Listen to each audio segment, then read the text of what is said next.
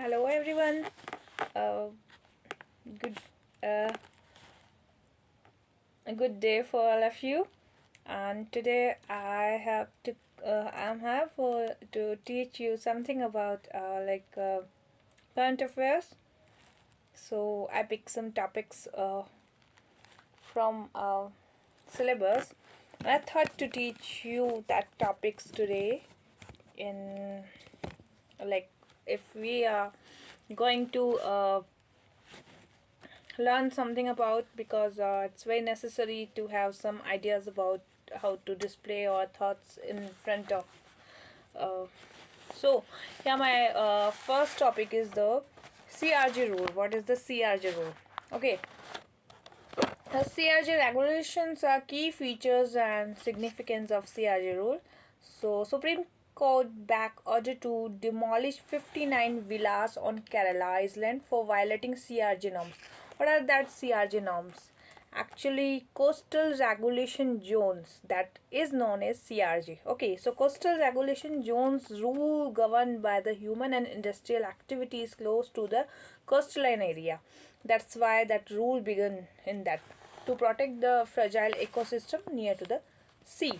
So they restrict certain kind of activities like construction of dams, setting of new industry, storage, disposal of hazardous material, mining, reclamations, and bunging. So within a certain distance from the coastline, if that is happening, that means that is against the rule of CRG.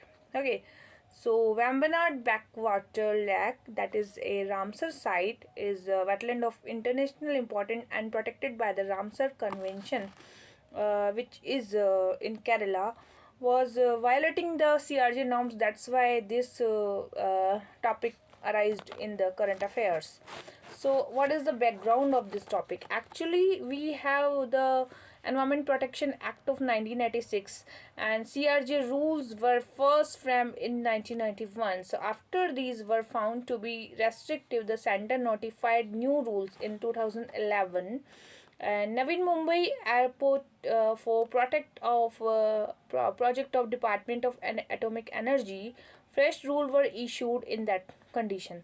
So aim to remove certain restriction on building and streamline the clearance process. So in that, what kind of restrictions regulation zone they made for this? So regulation zone has been defined as the area up to 500 meter from the high tide line. Okay, 500 meter from the high tide line, and in a development zone of 20 meter for all island close to the mainland coast. Like this is the whole area of India, and this is the 20 meter from far from that distance is, and for all backwater island in the mainland. So in the densely populated rural area, CRJ third A with their population density is 2161 per square kilometer as per the 2001 census. The no development zone is 15 meter from the high tide level, and against the 200 meter stipulated earlier. Okay, so CRJ third B is a category of rural area.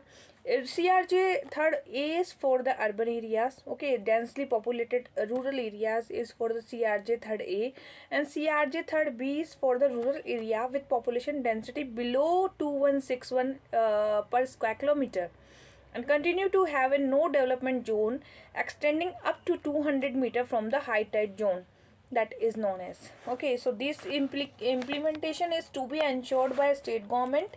CRJ rules are to be implemented by the state governments through their coastal zone management authorities. All right, now next topic is today's center says CRJ rules for blue flag beaches.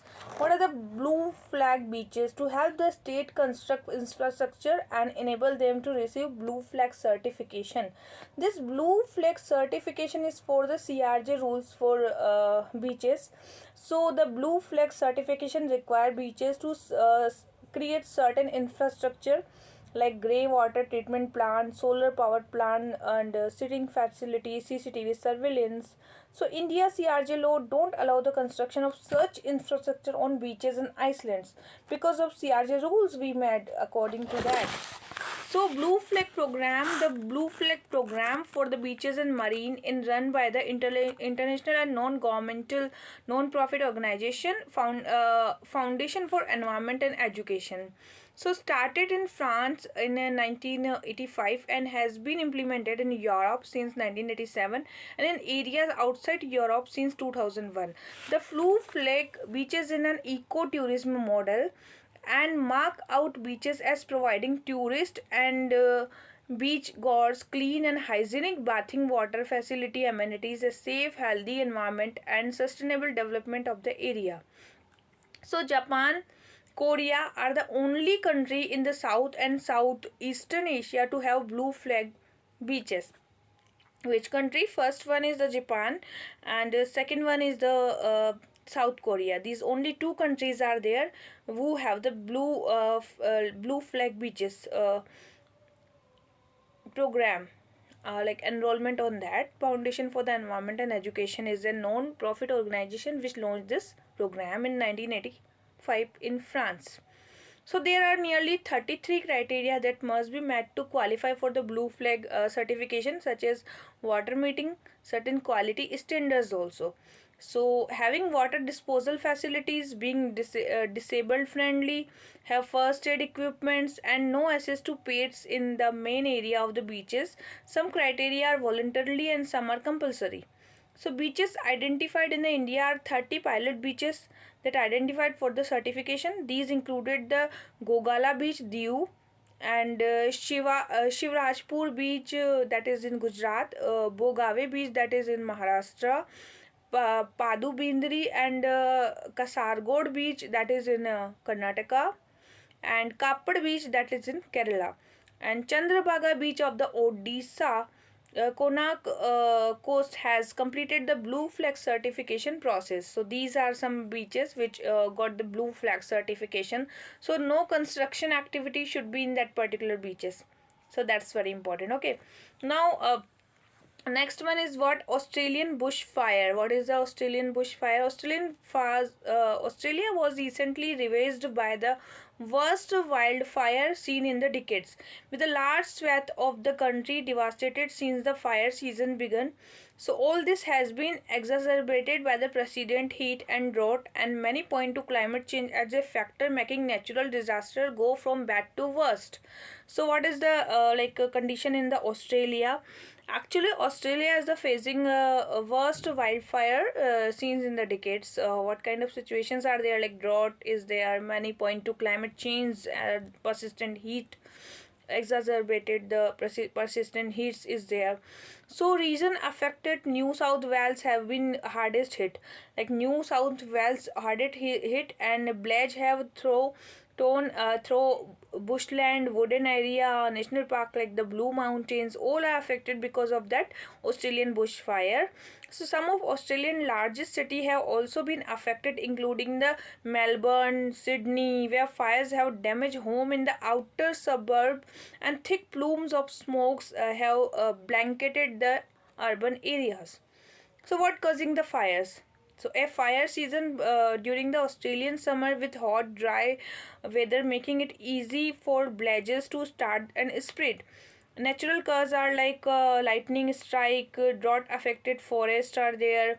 Dry lightning responsible for the starting a number of fire of Victoria East Gippsland region. Human can also be blamed, like police have charged 24 people with deliberately starting bushfire. And challenges that Australia is facing, or Australia is experiencing one of the worst drought in the decades. Last spring was the driest on the record. Meanwhile, heat wave in December broke the record, the highest nationwide average temperature, with place sweltering under temperature and 40 degrees Celsius also. Strong wind have also met the fire and smoke spread more rapidly. So, because of that, climate change has worsened the scope and impact of natural disaster, fires and floods, and for fire have been starting earlier in the season and spreading with greater intensity. Okay, entire town have been engulfed in flames. Residents across several states have lost their homes. So when will the fire ends? Unfortunately, Australia is the only about halfway through its summer season. Normally, temperature peak in January and February, meaning the country could be month away from finding relief. The fire are unlikely to end entirely since they are an annually occurring event. So this is very bad situation in Australia. Next topic is a review of the state and center government water department. What is the water department and why we are reviewing the state and center department for the water? So first of all, the review is on the national hydrology project is there that aims to improve drought and flood management, creating a state specific database on availability, plugging the leakages in canal, dam and meteorological forecast on water resources information system. So the ranking is part of the mid-term review of the central and state government department dealing the water to achieve the target to provide piped drinking water connection to every household. So another aim of the ranking is to have a water resources information system on all states to create a real-time integrated national water information center. Performance of various states. What are the performance of various states? First is Gujarat has been ranked the best for the parameter of efficiency in the target. So Gujarat is the best performer.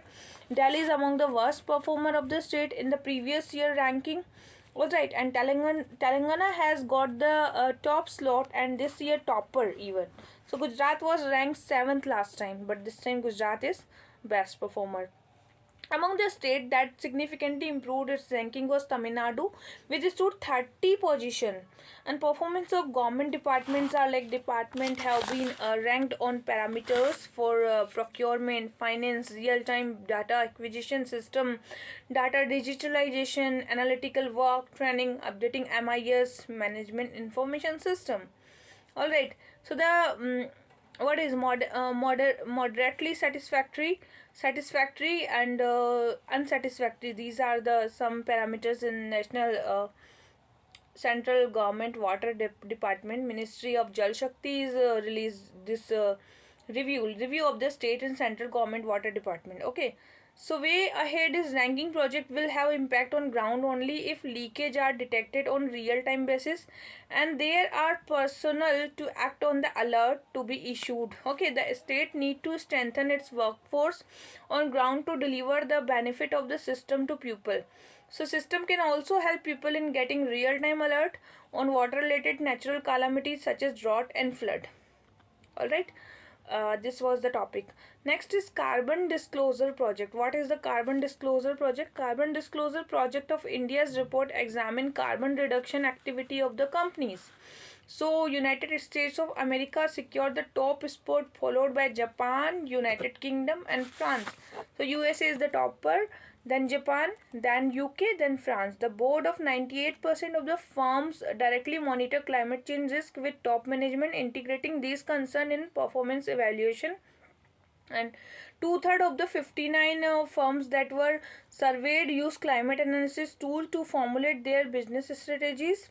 Improvement in the disclosure rate has primarily been driven by investors who are actively pushing companies to reveal climate risk and take steps to reduce their carbon footprint. So reported like renewable energy target is 45% rise over 2018 and Infosys, Dalmia, Siemens, Tata Motors have reported 100% renewable energy consumption. So India is now among the top 5 countries globally when it comes to adopting science-based target initiative and the Carbon Disclosure Project is a globally disclosure system like companies, cities, region to measure, manage their environmental impact. It collect the self-reported environmental data and aim at measuring the carbon reduction activities and operating in various countries across the globe. Alright, so this was the project on that. And now next question is what is the hydrofluorocarbon? Do you know about the hydrofluorocarbon? It is the hydrofluorocarbon 141B uses the environment concerns. What like hydrofluorocarbon 141B? Alright, Ministry of Environment and Forest and Climate Change. It is a chemical used by foam manufacturer It is used mainly as a blowing agent in the production of rigid polyurethane foams, most potent ozone depleting chemical after chlorofluorocarbon, which is chlorofluorocarbon 141b. Okay, so on December 2019, as part of the move towards environment friendly technology, the Ministry of Environment, Forest and Climate Change also brought gadget notification prohibiting the issuance of import licensing for the HF, HCFC 141b. Okay, so ozone depleting substances regulation and control amendment rule 2019 issued under the Environment Protection Act 1986.